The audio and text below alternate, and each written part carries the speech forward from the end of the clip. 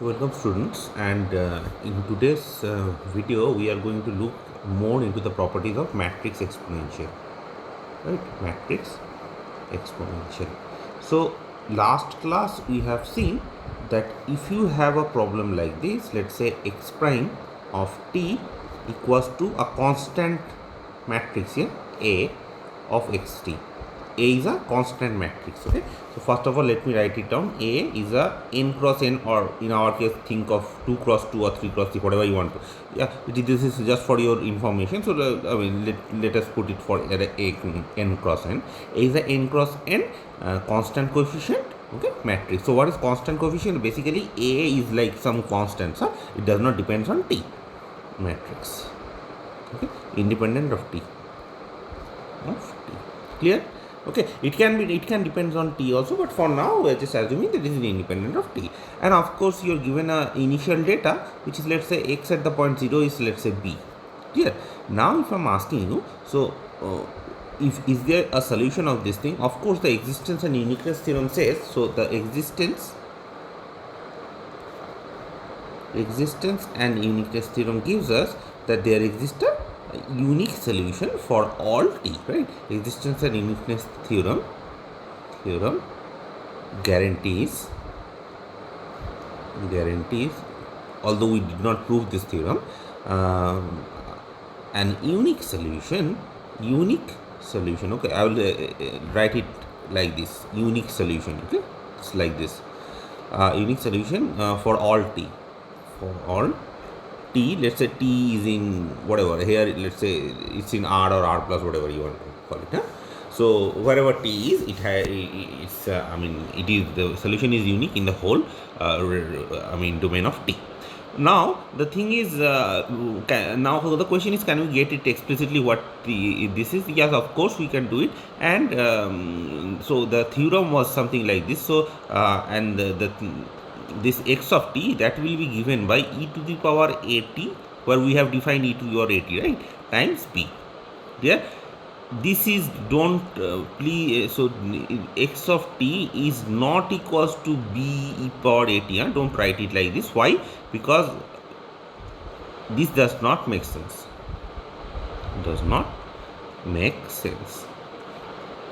Okay, provided B is a n cross 1 matrix. Okay, so B is a n cross 1 matrix given to us, right? Okay, so X is a n cross 1 matrix, right? See, X is a n cross 1 matrix. It's a n cross 1 matrix, and A is a n cross n this thing matrix. Yeah. So I mean you have to make keep it in mind that this is n cross n, this is n cross 1. So basically this is a n cross n matrix, right? Okay, so this is your solution. So how do you prove it? Of course you can use your the definition, and so let me do this, or you can use the property of exponential. For now let me just do it with the example. I mean just the with the definition of the problem.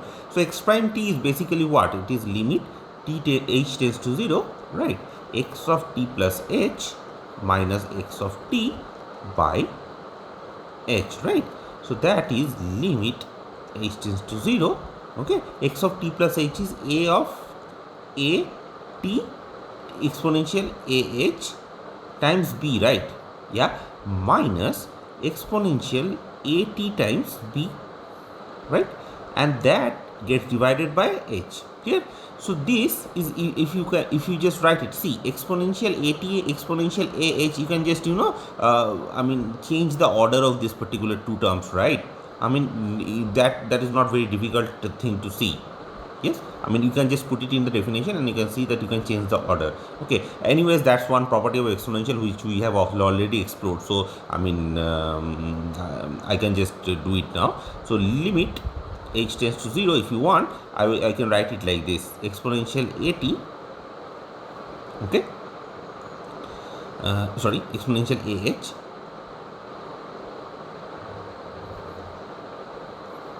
exponential h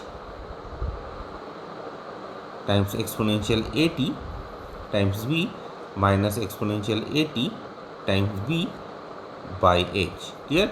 So that is given by limit h tends to 0, exponential ah minus identity okay, exponential at times b by h. Yes, so you can just write it like this. You see, exponential at times b, you can just take common, right? And that here you will left out with an identity matrix, and here this identity is the n cross n matrix, of course. Clear? Okay, so here this is all done in the matrix space. Yes, of course, if you are not, very how do I put it, if you are not very comfortable with this thing, you can just use the direct method also. Okay, so now you see exponential at times b has nothing to do with h, right? So we can just take it outside and limit h tends to 0, e power h minus identity by h. You can of course see that this is converging to a, right? So that becomes a e power at times b. Now e power at times b is your x of t, so that becomes a times x of t. Clear?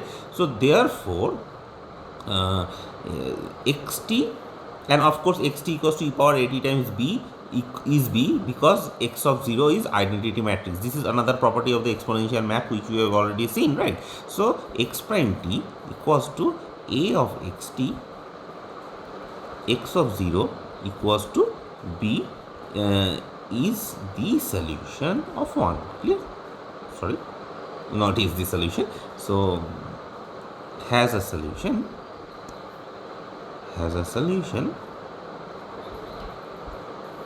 given by. Now the question is this. See, this is fine. E power at times b has a solution and everything, but how do you find what exponential at is, right? So let's say if I give you a, yes, something like let's take 3 cross 3 matrices, a11 0, a12 0 2 3, a12. Okay, this is 3 3, huh? A33 and a31 and next is 7, something like this. Some crazy, some arbitrary 3 cross 3 matrix. Now if I'm asking you, can you find e power at? See, let's say you are given a system like this, where a is given like this and b is given to you. See, e power at, the difficult thing here is to just multiply b, right? I mean, e power at is not that difficult thing to do. Multiplying by b is not a difficult thing to do. The important question is, do you know how to calculate? How do you know how to calculate exponentiality, right? So that's the question. So now the question boils down to how to calculate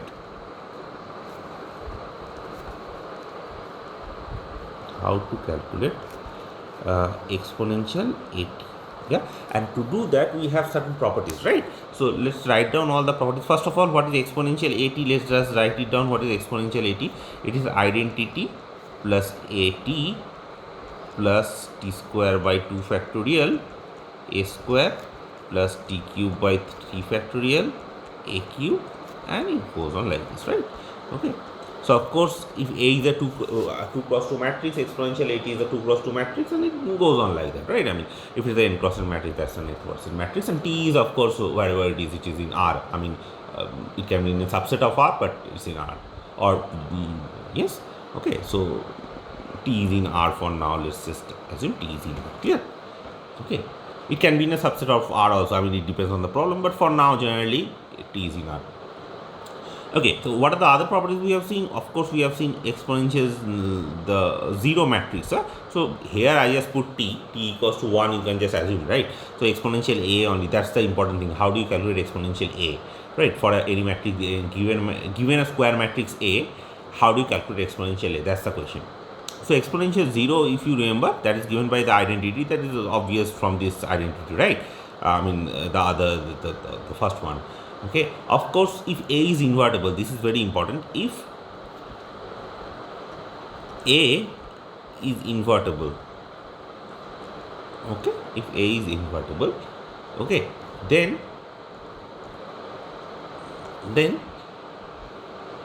this is a very I can't emphasize to you how important property is this 3 property. Okay, this is like the star property. Okay, exponential a, b, A inverse. Clear? If you calculate this thing, see, I'm not doing these properties. You guys have to do it yourself. These properties we have proved, right? But the star property, I'm not proving it. You guys have to do it yourself. It's not very difficult to prove. Okay, it's actually very easy. But I want you guys to do it yourself so that you get more familiar with these results. So it becomes A times exponential B times A inverse. It's a great result actually.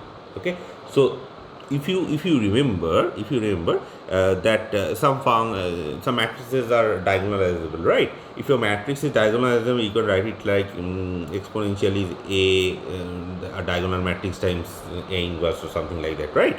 And then so basically you see this is a property which is very much important when you are working with diagonal matrices, as you can imagine. Okay, so exponential AB A inverse, what happens is you just have to calculate exponential of B and sandwich it between A and A inverse, multiplied, and it's done. Clear? So it is very important property. Another very important property is so basically let's say A, okay, A is given by the diagonal matrix A1 A2 An. Okay, then exponential A, okay, this is given by exponential A1 exponential An, right? Yeah. So essentially what I'm saying is this can be matrices also, A1 A2 A3, this can be matrices also. You can just put it together. So for example, what this means is, let's say if you have a matrix like 0 A2 0 0 0 A3, let's say, yeah, and if you want to find the exponential of such a map, that will become e power A1 0 0 0 e power A2 0 0 0 e power A3. Okay, this is definitely not a very difficult thing to see, and again I want you guys to do it yourself. So these are all homework problems. This is very easy. You can just put it in the definition and see this happening. Okay, so if it's a diagonal matrix, of course the finding an exponential is very easy. Okay, now another thing is this, see, if you are looking for a so basically what I'm trying to say is this, let's say if you are looking for determinant of e power A. So this property of course is also very important if you want to check that whether whatever you got exponential is correct or not. So let's say you have calculated an exponential function, right? How do you guarantee that? This is also not a guarantee, but the thing is, it's still a very you can take some sigh of relief that okay, probably there is a very good chance that my calculations are correct. So determinant of exponential A, if you want to calculate this thing, this is going to be exponential of trace of A. Okay, exponential of trace of A. So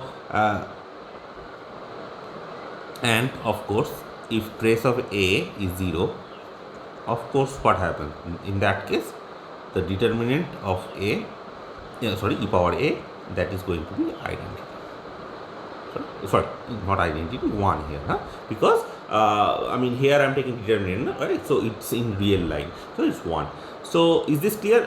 This property, for some problems you may use it, but it is essentially just for the verification that whatever exponential you have calculated, let's say if you can calculate the determinant of this thing, you can verify that whether that is equal to the exponential of trace of A. Yeah. So that is always there. So this is important, and you guys should actually look at it. So all of these properties I am not going to prove it. Yeah, some properties I have proved it, but most of them I will just leave it for you guys. So the other property which you have is this exponential of A transpose. Let's say that's a very valid question. What is the exponential of A transpose? So if I am asking you to guess, yeah, of course you guys can guess. I think that this is going to be exponential of A whole transpose. Okay, so essentially if A is a symmetric matrix, then what does that mean? So what does this imply? So this implies that if A is symmetric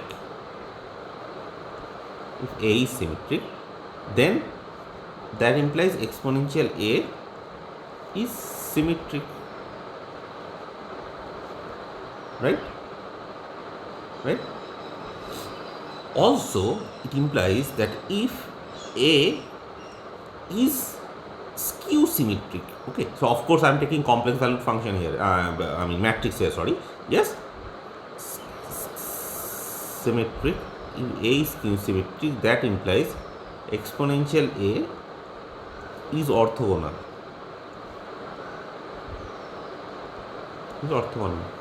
Is this clear? Okay, again I am not proving this thing, I want you guys to do it yourself. Yes, all of this is as a part of an assignment, but I am just discussing these parts. These are very important properties, so I am just discussing these parts in the hope that why it is important, how can you use these things. Okay, so okay, now there are other properties also. Now last video we have talked about some other properties, and very important property out of that is this where I was in 6, right? So that's the 7th property. 7th property is this. So of course, if AB equals to BA, as I told you, if AB and BA commutes, what happens? A times exponential B is, if you want to write it properly, it will be exponential of B times A.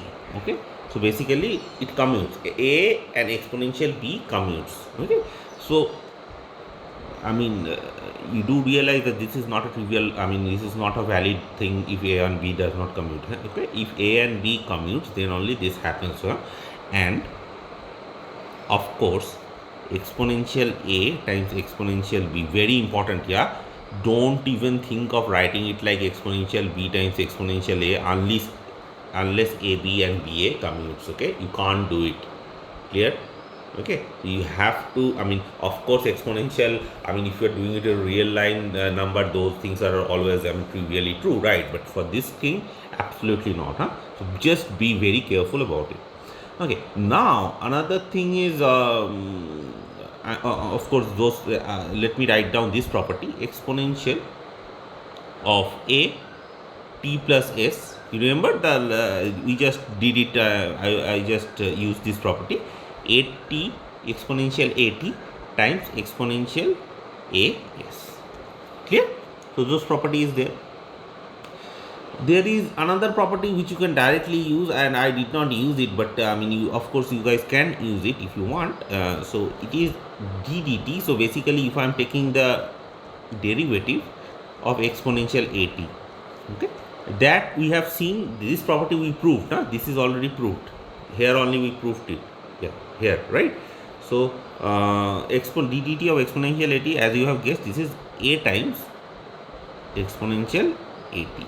Okay, again be very careful, it is a times exponential at. Now do you think it is exponential at times a? What do you guys think? Is it true? Okay, is it true? Think 7. Okay.